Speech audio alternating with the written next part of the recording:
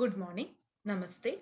This is Dr. Uma Kirwatan, Faculty of Agricultural and Veterinary Sciences, Jayoti Vidyapeeth Women's University, Jaipur.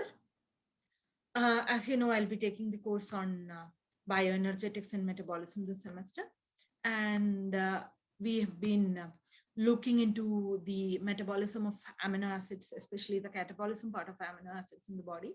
So we have looked at oxidative degradation of amino acids, the metabolic fate of the amino groups and the various amino acids, the formation of the biogenic amines by decarboxylation reactions, the transamination reactions by which various keto acids can be converted into their respective amino acids, the glutamine alanine shuttle that transports the ammonia that is produced in muscle cells to the liver, that is the site of the urea production and all that. So we, and in the previous session, we have also looked into ammonia metabolism in the body, wherein we have looked into how ammonia synthesis happens in the body, where it's localized only in the kidney, and from there it gets deposited in the venous blood that is leaving the kidney, and thereby it acts as a pH regulator, the major agent that regulates the pH homeostasis in the human body. We have also looked into the various types of nitrogenous waste that can be excreted by different organisms, like the ammonotelic organisms, the ureotelic organisms, who excrete the waste in the form of urea, and humans are ureotelic organisms. And then there are the uricotelic organisms, which excrete uric acid, and they are rats and rodents and birds, reptiles, and certain arthropods which are terrestrial in nature, and most of the desert organisms, they are all uricotelic in nature, because the excretion of uric acid as such requires much less water, because urea is excreted in the urine, whereas uric acid can be excreted in a solid form as well. So that requires much less water, and thereby the water in the body can be conserved. And also we had looked into the various problems that can be caused if, because our human body also produces some amount of uric acid, so if it's produced in excess, can lead to gout and kidney stones. And we had looked into those physiological the diseases that can be caused by the production of excess uric acid in the body. So in this session, we will be looking at one of the major excretory pathways in the body, the urea cycle. And as I had told you, the urea cycle happens in the liver of in our liver. So if I were to give an introduction about the production of urea, so we know that there is a certain amount of protein turnover in the body, and like various proteins have very short half-lives, such as transcription factors, and then there are these structural proteins, and like keratin and all, which have half-life for like years, decades actually. And then there are the biochemical mechanisms that identify protein to be degraded, such as ubiquitination, and then they will be degraded in the lysosomes of the body. So now the food rich in protein have the 9 essential amino acids and the 11 non-essential amino acids. And then obviously we can only get the essential amino acids from the food. The non-essential amino acids can be synthesized in the body, and they can be either used to synthesize protein, or they can be degraded so that the amino group is removed, and then the carbon backbone can be used for various energy deriving processes, like they can form the ketone bodies, or the depending on whether they are ketogenic or glucogenic, they can either form the ketone bodies, or they can form the uh, base substrates like alpha ketoglutarate or pyruvate or oxaloacetate or succinyl-CoA. And from that, they can enter the glycolytic or the citric acid cycle. And so this ammonia that is removed from the amino acids, that has got only one fate, that in any part of the body except for the kidney. Then that is actually degraded in a like a very monotonous fashion into urea in the liver. So every other part of the body, this amino group that is released, that will get transaminated or transaminated into glutamine, or rather into alpha Kg to form glutamine, or else into pyruvate to form alanine.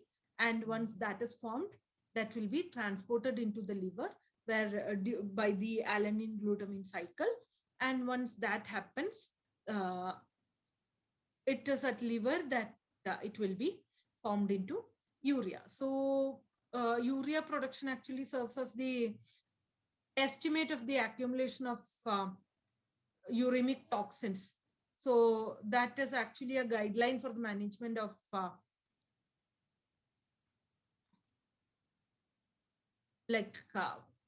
patients with certain diseases as well. So it has been known that the amount of dietary protein actually affects renal function, because that is because then the body has to spend a lot of energy into this removal of urea from the blood, and then filtering it, and then adding it into the interstitial fluid, so that that can be removed. And so it adds to the renal the work of the kidneys. And so we are having an extremely high protein diet. Like we require about say 80 to 100 milligrams of protein per or rather 80 to 100 grams of protein per kilogram of our body weight. And so if we are going by that, then if we are only eating that much, then that is perfectly fine, unless otherwise you have a kidney that is not functioning properly. So 80 grams of protein per kilogram of body weight. So like if there's a person who's like what 80 kilogram in weight, then they need about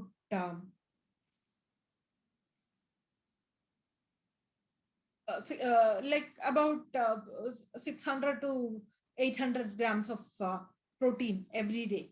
So then that is there. But otherwise, but if your kidney is in a condition that it's not working very properly, then your protein intake has to be regulated, because otherwise it will add excess stress on the kidneys, and it can lead to a much faster kidney failure. So if we were to look at the urea transport as such, so please make sure that you are looking into the notes as well at this time.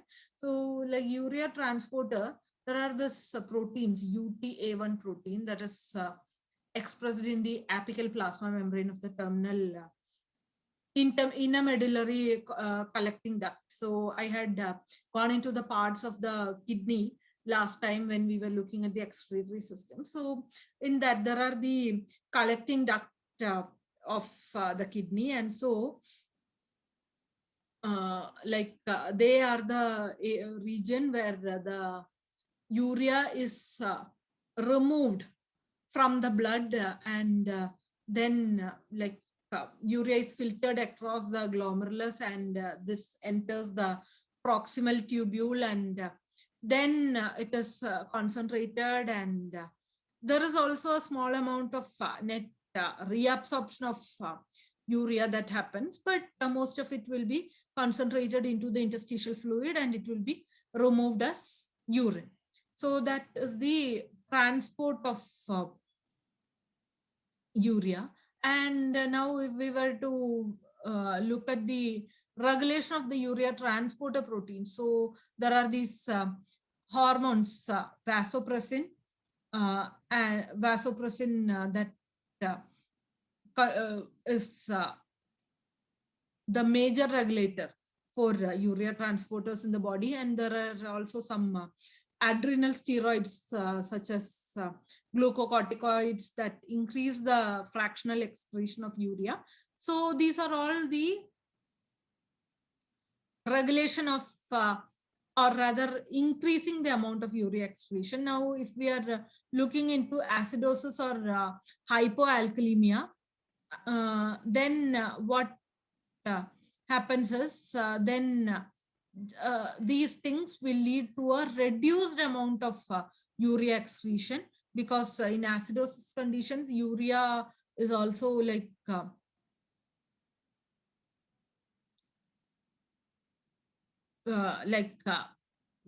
acidosis actually increases protein degradation, and so shift the nitrogen and urea loads within the kidney. And prolonged hypokalemia can cause a decrease in urine concentrating ability. And these are all what happens at the site of the in the kidney, where the urea excretion takes place. So now we have the urea transport and the urine concentrating mechanisms that we have looked into. Now we will look into the urea cycle as such. So if we were to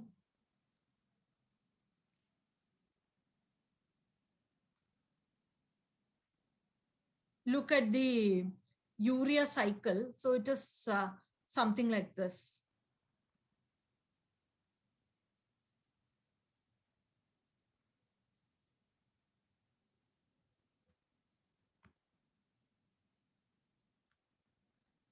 So this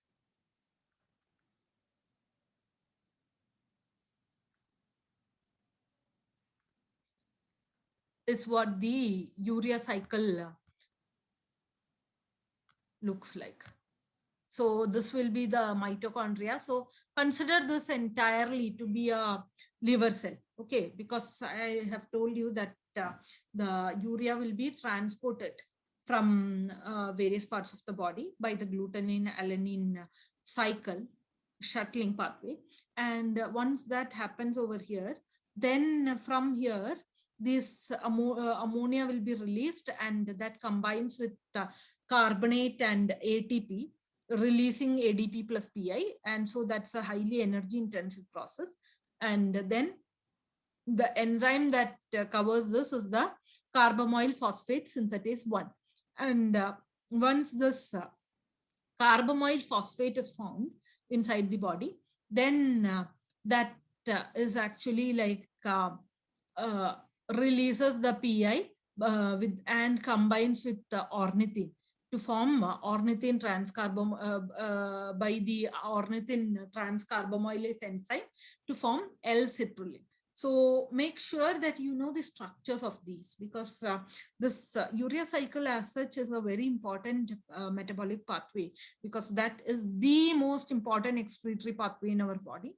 And so the structure of ornithine, citrulline, and this reaction. So this once the citrulline is formed, citrulline is actually removed from the mitochondria and it reaches the cytoplasm, where again in an ATP dependent reaction, it will combine with aspartate using arginosuccinate synthase to form arginosuccinate. And once that happens, it will release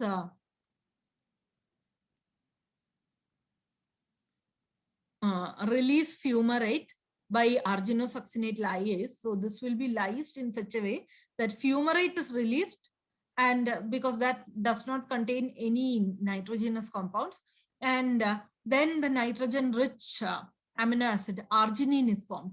So arginine is actually one of the major intermediates of urea cycle.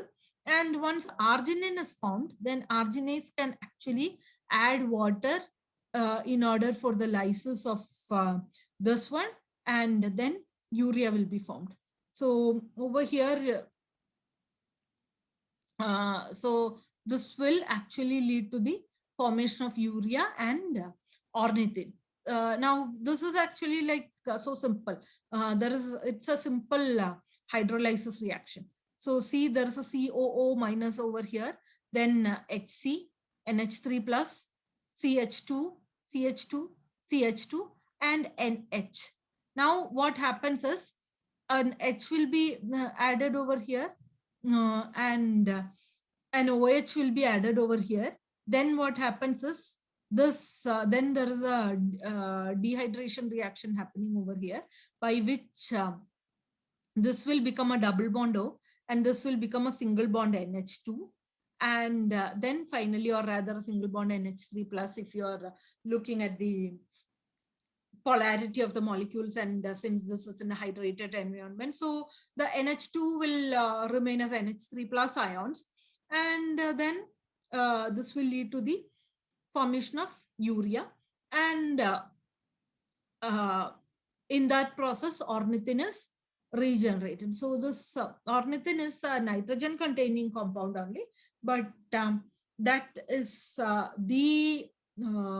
this ornithine, and then the ornithine that is produced in the cytoplasm will again be shuttled to the mitochondria. So there is this shuttling, ornithine citrulline shuttling happening, because this is a two-stage process where ornithine combines to ammonia in the mitochondria, and the citrulline that is produced will be shuttled out of the mitochondria into the cytoplasm, where urea will be produced, and this urea actually will then be secreted to the blood.